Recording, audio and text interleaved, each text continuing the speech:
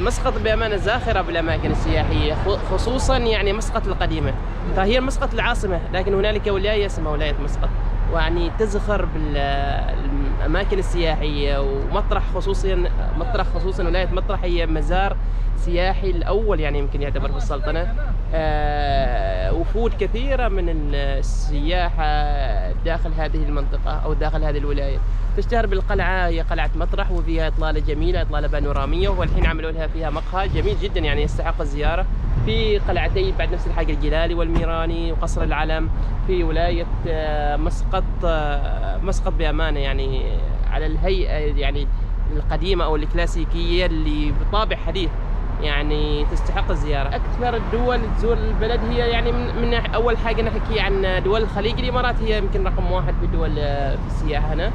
بعد ذلك نجي للدول الأجنبية والدول الغرب، فدائما أحس أن البريطانيين موجودين بكثرة، وأحس أن في بعضهم سواح يجيوا من مناطق حتى من أمريكا دائما هنا، لأنهم هم يحبوا الطابع المعماري التراثي.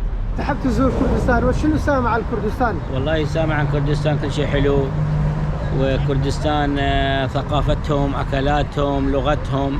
نتمنى نزوركم بس لو ضاع تسمح وانتم تزورونا. يعني سامع كردستان سامع عنهم؟ سمعت عنها، جميل جدا. هي قريب طبعا العراق، والأردن والسوريا كلهم قريبين وشعب واحد، صح ولا؟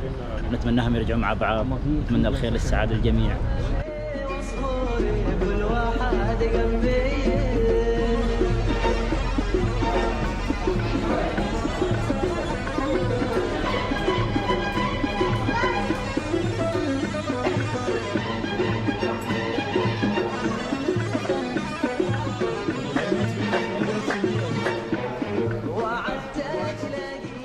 هذا الذي السوق المطرح يعني قديم جدا، يعني أكثر من 100 سنة، فيها كل شيء. في واحد فرق السوق الذهب، بالثانية فيها شالات، تراث الأمان، بخور، لبان، يعني كل حاجة موجودة. هذا المكان معروف للسياحة.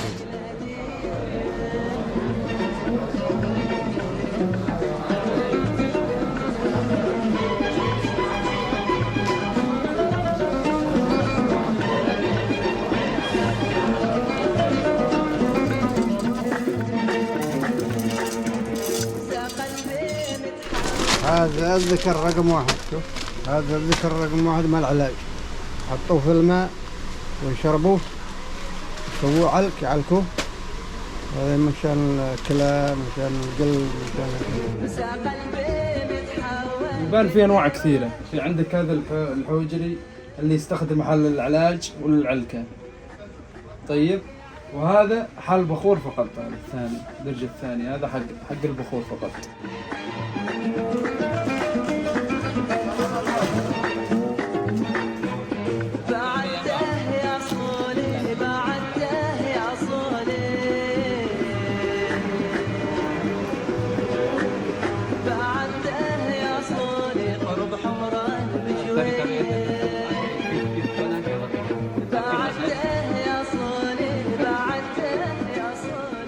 التميم هذا رمز عماني، لازم واحد يلبس كم عماني.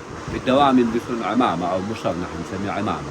هذا من بعد الدوام يلبسون كم عماني، كم من سنين. هذا شوف مثلا عندنا في دول الخليج العربي يلبسون غطرة وعقال، نحن لا نلبس كمة ودشداش. عيني عيني الموتر رجلي رجل مطير، مساق قلبي متحول بالديار الشرقية. عيني عيني الموتر رجلي